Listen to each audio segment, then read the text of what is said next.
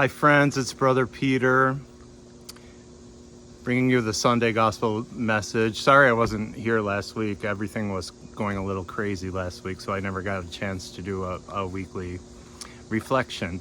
But I decided to I usually wear my habit and everything when I do these, but I decided to do this out on my deck because I just finished this mural of Van Gogh's Starry Night. So I wanted to share that with you and read today's gospel as well.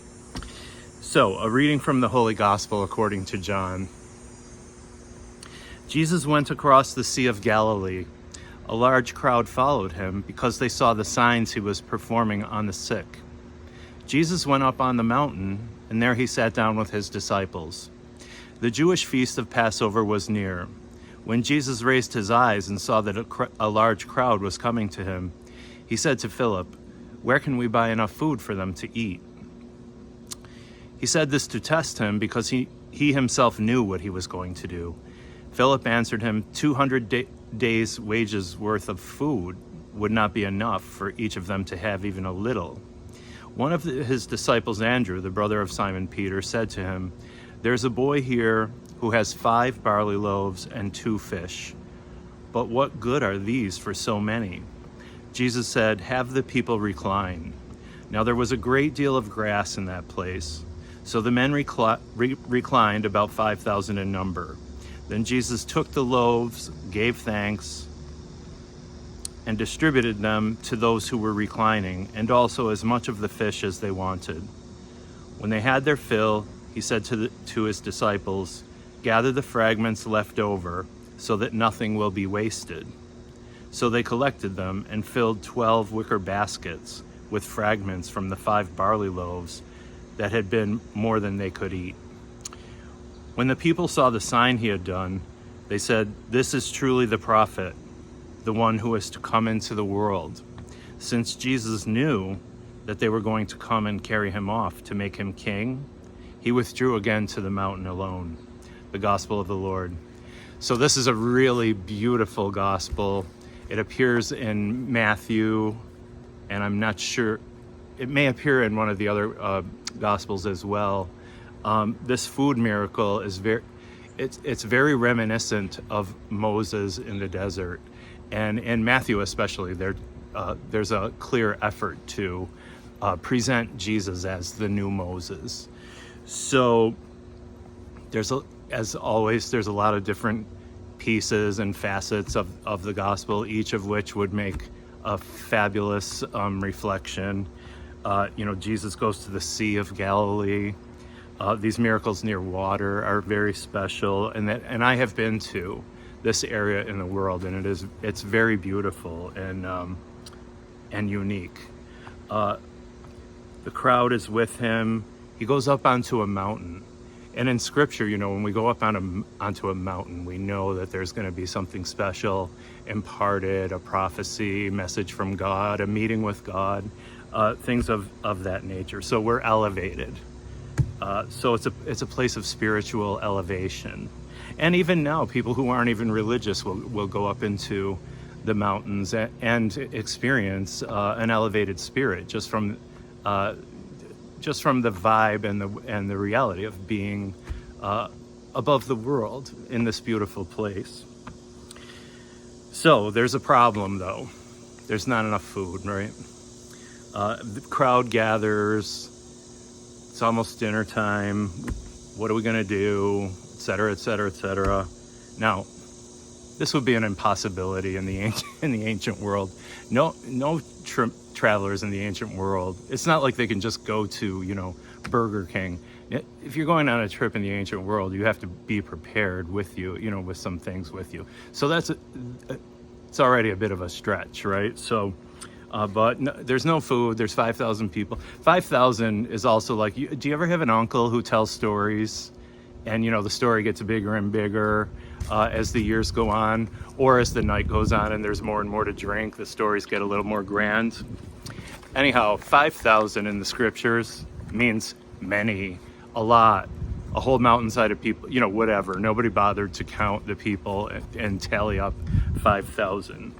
So That's ancient world storytelling. It means a lot. There were a lot of people there.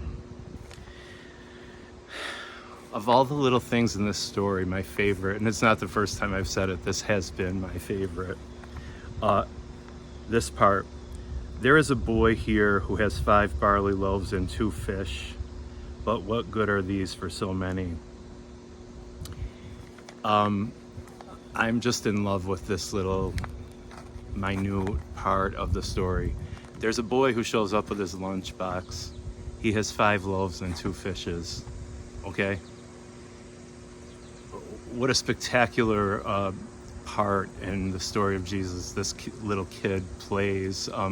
The boy, wouldn't you love to know what later became of the boy who gave Jesus his basket with his 5 barley loaves and 2 fishes? 2 fish, as we would say now. It's interesting. In the story, the little boy appears. But I think really, and this is just my opinion, it's not like I've been instructed to think this way. I think this is a calling for you and I to come up and bring our little basket. And it's never going to be enough. It's never going to be enough to do the whole job. That's why there's 5,000. We're only the one little kid and 5,000. We're called to do our little part. We're bringing the basket. And you have to admire people who share out of their scarcity. So we're all being called to share. And this little kid comes up. He's the star of the day. We don't even know his name. He's an unnamed character in the gospel. And of course, this miraculous thing happens where Jesus multiplies this little bit of food into all of this extra food. But what about if the boy had come up and said, I'll tell you what, I have 5 and 2. I'll share what's in my basket. And then other people may have been moved to say, that's right, we have a little bit extra. We'll share what's in our basket. And then all of a sudden, everybody's eating. That's a much earthier way, by the way. I'm not discounting people who want to believe in this magical mystery tour, but it's a much more earthy way of understanding what may have happened on that particular day in history, divorced from folklore. What happened on that mountain? And I think it's the same thing that we're being asked to make happen today. And we're in the resurrection. Remember, you and I are the resurrection. We're creating resurrection. So I think if we're going to be creating resurrection and we're going to be modeling our behavior after the behavior of Jesus and these admirable characters in Scripture, then we're going to have to come up with our basket. Come up with your basket. Share. Anyhow, in the church, on the place where this miracle is, the town is called Takba, and on the floor of the church there are beautiful mosaics. And one thing about mosaics is they're probably the most durable of ancient artifacts. So we know a lot about what was going on in certain places, even after the walls come tumbling down and what have you, because the mosaics get covered with sand and they survive. And some of the mosaics were very pictorial and elaborate. So in Tagba, the mosaic is like the Nile. It's an Egyptian motif. And Egyptian motifs at this point in first century meant, material abundance, royalty, all this stuff. But also, it's another connection to Moses. Where else was there a boy in a basket? On the Nile, right? That's Moses. So we're constantly connecting Jesus and Moses. And the miracle food stories are simply saying, this is the new manna, here's the new Moses, get out there and share, be the resurrection, create peace, create love, all this kind of stuff. So this is what the Tagba mosaic looks like.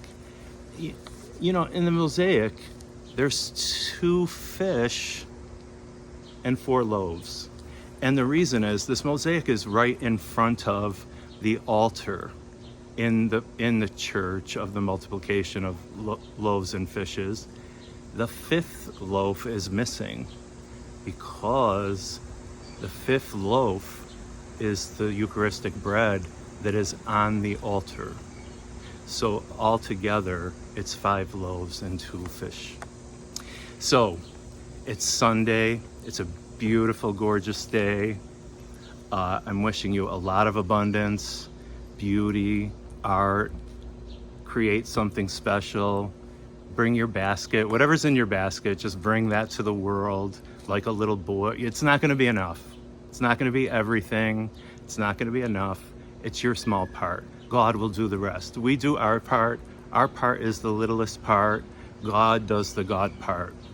So, God bless you, everybody. Have a wonderful week, and we'll see you next Sunday.